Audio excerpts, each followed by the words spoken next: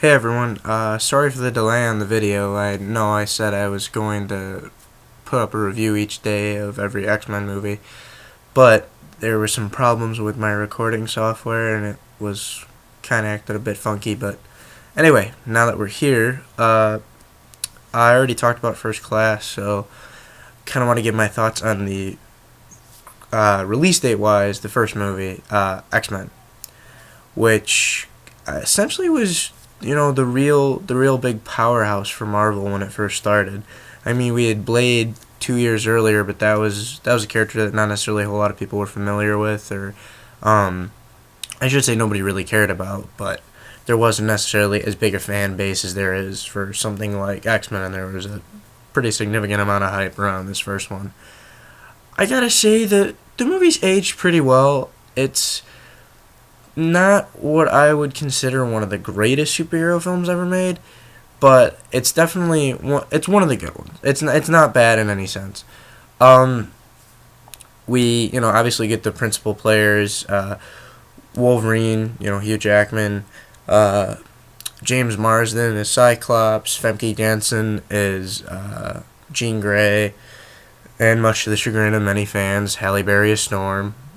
But other than that, we kind of get a pretty basic villain plot in that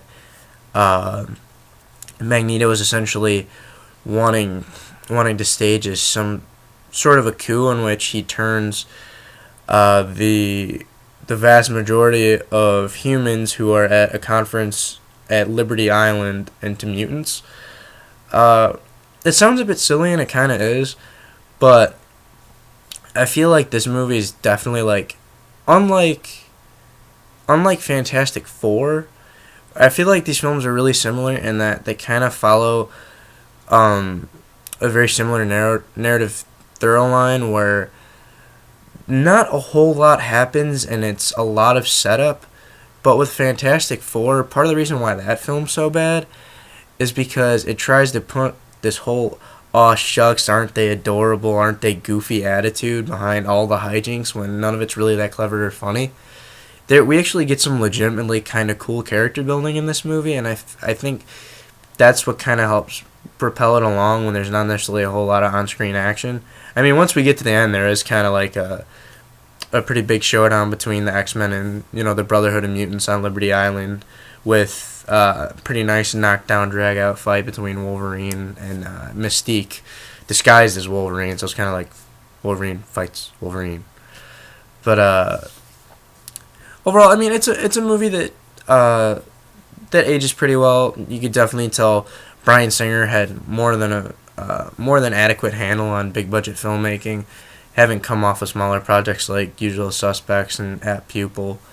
And I feel like it's definitely a lot better than people give it credit for. I feel like it's actually kind of forgotten, considering the great quality of X2.